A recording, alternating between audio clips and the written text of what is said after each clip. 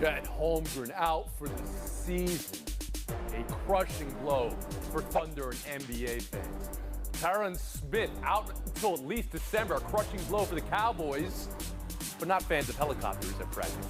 David Dennis Jr., Tim Calishow, Woody Page, Clinton Yates. Where have you been? Let's go. Let's do a show. Hanging out in Flavortown, Tony. Guy Fieri. Chet Holmgren out for the season. The number 2 pick in this last year's draft, over before it started. Here's the play you no doubt have already seen. It's at the crossover Pro-Am. It's LeBron James. Holmgren looked about as good as any player does against LeBron in the lane defending. He took the body shot. It's the right foot where he's landing, and it's what they call a Liz Frank injury, an old name from Napoleon's doctor. An injury you typically see falling off a horse. Here's how we start, National Panel. 1, was it avoidable? Pro-Am, where games were canceled because of condensation on the court. And 2, given Holmgren's durability questions going into the draft, is this a full-on disaster for him and the Thunder? Around the horn at Clinton Yates.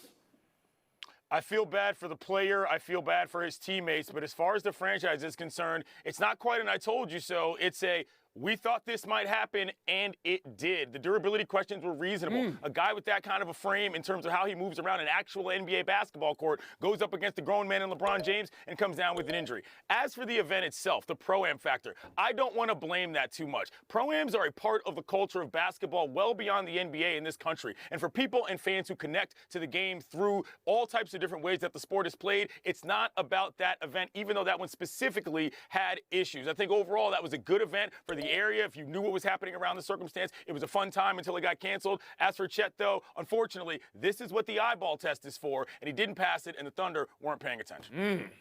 David Dennis Jr., bring you in here.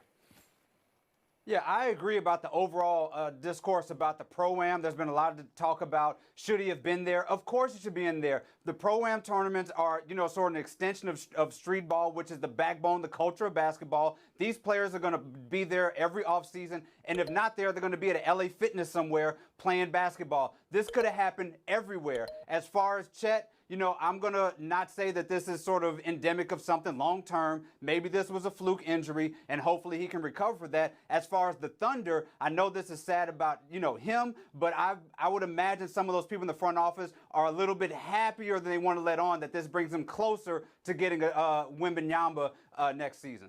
Oh, so you're already going over there. Okay. Tim Calishow, bring you in here that the injury happened, that it happened playing against LeBron in a Pro-Am.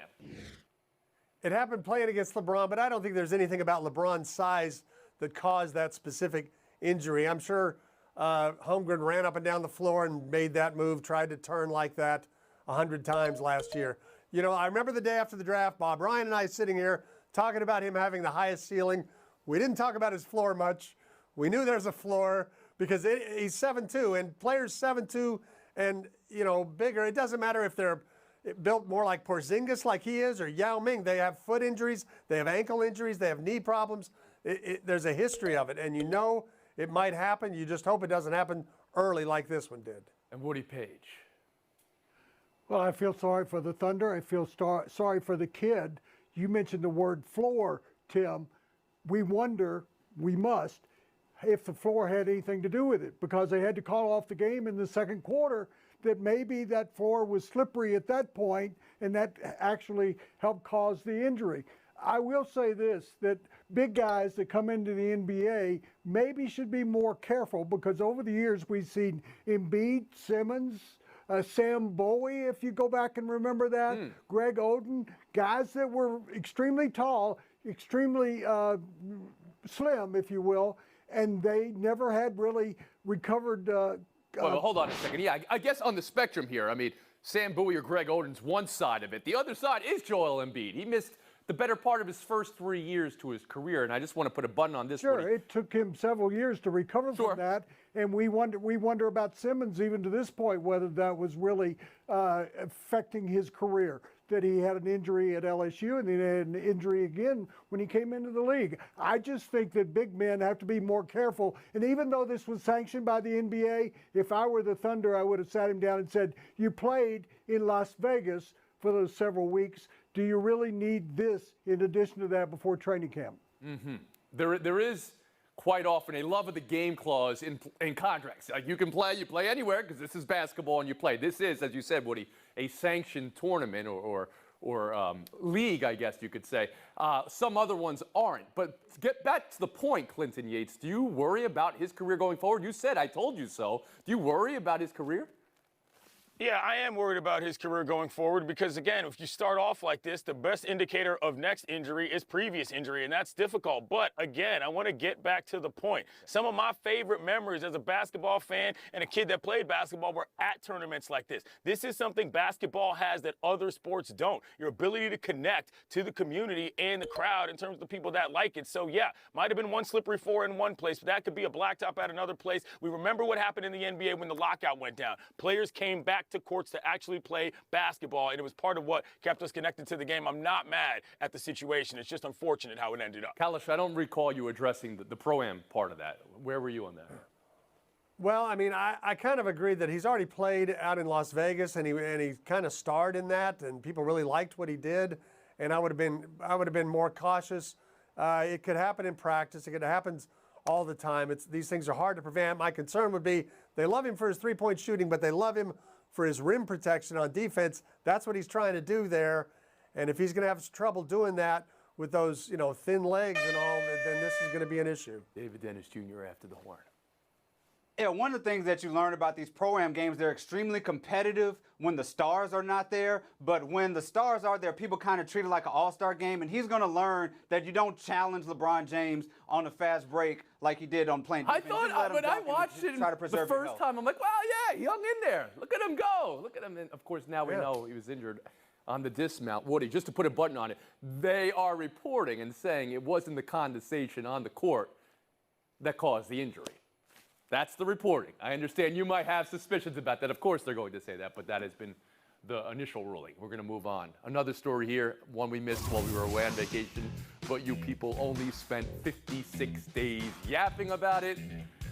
The Kevin Durant trade request.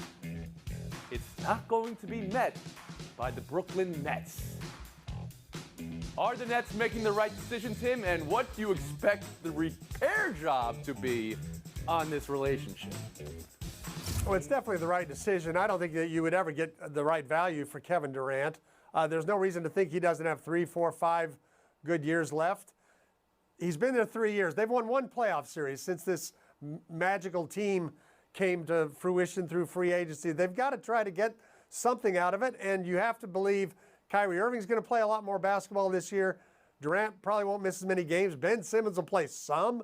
So I think the team competes and gets into the top 4 again in the East. Now, if they can get better than Boston, I don't know. They got swept by them last year. But, health and being able to play together could do a lot for them. Woody Page. Tim, you said it, and I had to chuckle there, but you said Simmons will play some games. Guess what? Irving will play some games. Durant will play some games. I mean, all 3 of them have been injured. All 3 of them have had reasons they didn't play the game. And you think suddenly these 3 high-maintenance, oft-injured players are going to get together and suddenly win that elusive NBA championship they were going to win when they really haven't accomplished anything together so far. I actually would have thought that a trade with maybe the Golden State Warriors, send him back there. He actually won a championship there. I believe that trade basically would have worked out. The Nuggets even gotten involved, and I thought, yeah, I'd like to get Durant. I don't want all 3 of them, but I don't see this team being able to work together when you have your star player saying he doesn't want to play for this coach. They didn't get rid of Nash, so you still got that situation there. Okay. As far as a repair job and all the PR that needs to be done, or behind closed doors even, if that's even a thing, Clinton Yates, because they've done everything in front of closed doors, I guess, to go the opposite way in this relationship so far.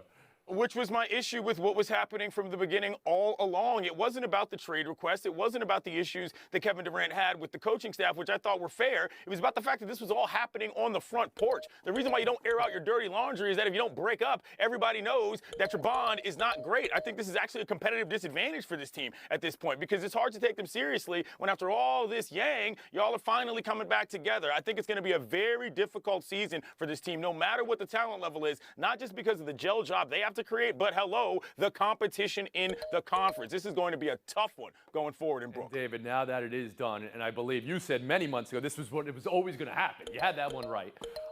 Is there any repair job needed? Yeah, there's definitely a repair job needed. Again, the NFT Brooklyn Nets look good on paper, look good on 2K. Like, there is a world I envision when I'm playing a video game where Ben Simmons is at a center and he's kicking it to Joe Harris and Seth Curry and KD and Kyrie Irving and everything looks great. But when you look at what's actually happening and Kevin Durant's missing half a season, Kyrie has only played more than 65 games 4 times in 10 years, Ben Simmons coming back from back surgery, like these are things, and this is even talking about the fact that Kevin Durant wanted his coach fired, and they have not, fixed that. I think at their ceiling, they're still not as good as the Bucks, they're still not as good as the Celtics, and at their floor, this is a catastrophe that looks like the Lakers did last year.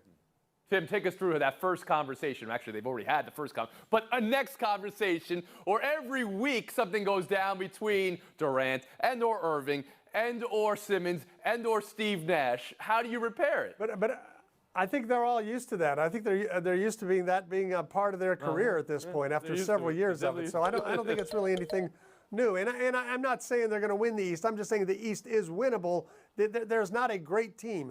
If Boston was the best team last year, I mean, it's hard to even envision a team getting to 60 wins. So I think it's wide open for the top. We're just going to go on vibes. That's all they're going to go on. They'll go on vibes. They don't need a coach. Yeah. They don't need a conference. They just need vibes.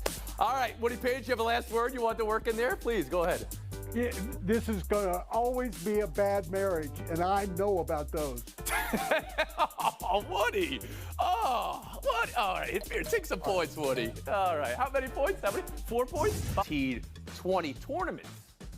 Woody Page, buy or sell the Tiger Rory PGA response?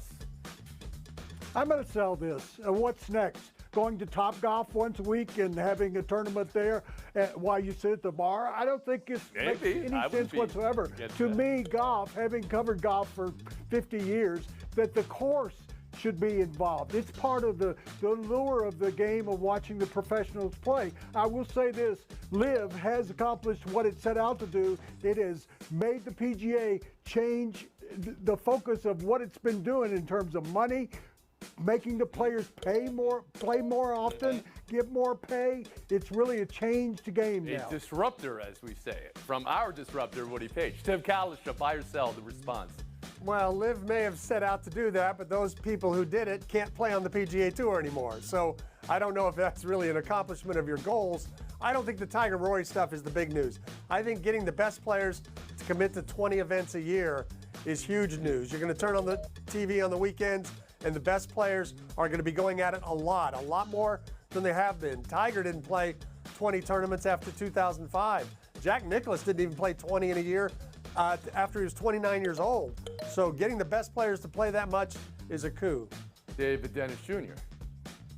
Of course, Woody doesn't like the virtual thing because it speaks directly to my millennial heart. I only have to dedicate 2 hours to golf. I don't have to walk. And it speaks directly to the e-game culture that we have where they're packing out stadiums watching Street All right, but Fighter. talk to me about this. This is one event. It's a prime time event. It's not the league, Woody. It's just one event. But they're hitting it into a screen, a virtual course, and then they're putting and chipping on a mat outside that? I mean, I don't even know. Go ahead. I'm sorry, I interrupted you, David. Yeah, no, I mean, people pack out arenas to watch Street Fighter. Like, they will pack out to see Tiger Woods play one more time. But again, what's most fascinating, again, is PGA leaning into phase 2 of their LIV, combating LIV. Phase 1 was trying to go the moral high ground. It took 5 seconds for everybody to realize they have none. So now they're just trying to, put more money into people's pockets, which is probably the best tactic. Yes. Yeah, Woody, I'm sorry. All of the things that you described as reasons not to like something are exactly why guys like me will tune in. Your boy is at Topgolf on a regular basis. I'm not walking courses for 100 miles just to waste time on a Sunday. This is far more relatable to the regular sports fan. Not to mention, I like the fact that this is an idea from actual golfers in terms of Tiger and Rory. More of this, please, PGA. Creativity from the humans that make your tour what it is, and that is something that people will be able to relate. Creativity. I mean, it was necessity, right? I mean, this came together over the last couple of months. But I mean, Woody, your argument back to Yates and David are, well, remember during the pandemic and the shutdown, we were supposed to be watching people play video games instead of play basketball, and did that fly? Not exactly. That would be an argument. I don't know that I'm supposed to agree with two guys that want to watch the Bud Light Bowl during Super Bowl week instead of the actual game. That makes no sense to me in life as a guy who's covered live sports as opposed to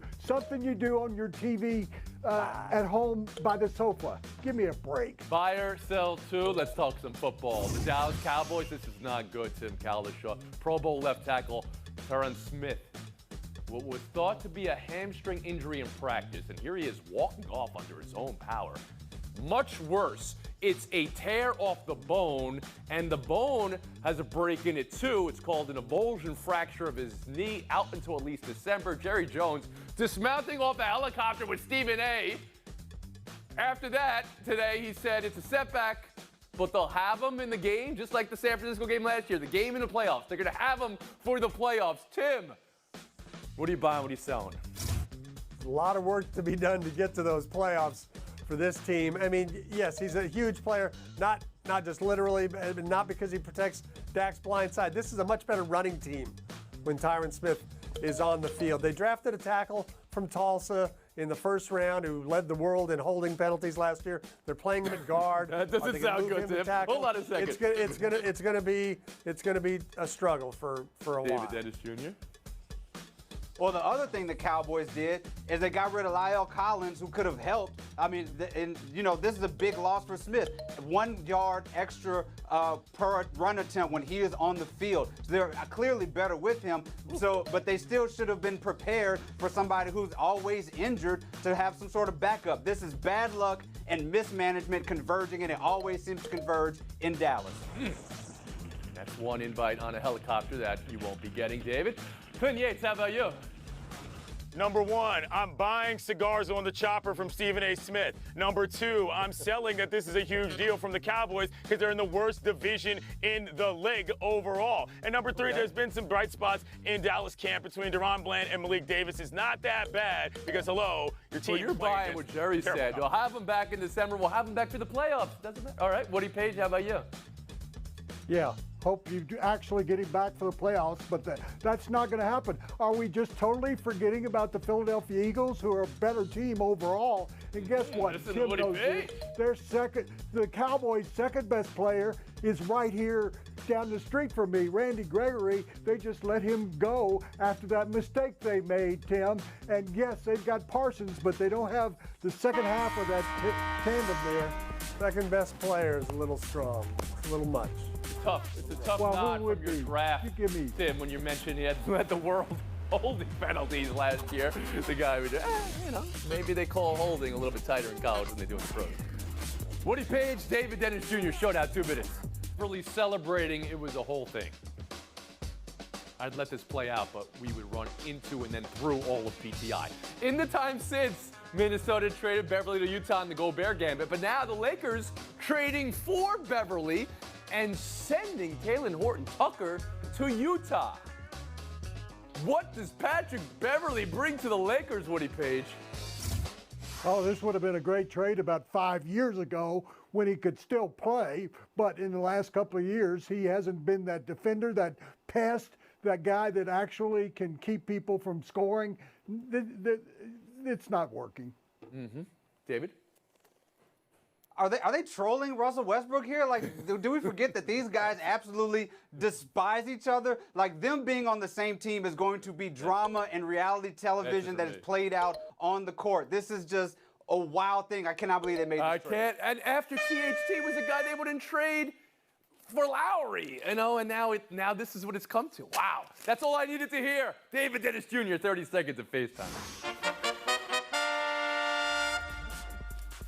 It's been a few weeks since I have mentioned Davidson College and Steph Curry, so I'm overdue a little bit. Next week, I will be making the pilgrimage to Davidson College because they are finally retiring Steph's jersey. You may say, why just now? Why now? It's because they waited to him to get his diploma, which he got while he was getting Finals MVP, while he was getting Western Conference Finals MVP. It's going to be a tremendous celebration, and for me to once again say that I'm so proud of this dude for all that he's accomplished. 7 wins for David Dennis Jr. 7 times Davidson mentioned in his FaceTime. Incredible. Woody, you got something you want to share? Go ahead. Yeah, would you like to hear my 30 seconds now? It's a lot better. Well, what is it? You got 8 seconds. Go. I love the Little League. Yes, the Italian team. I love that. Hawaii. Some of us were actually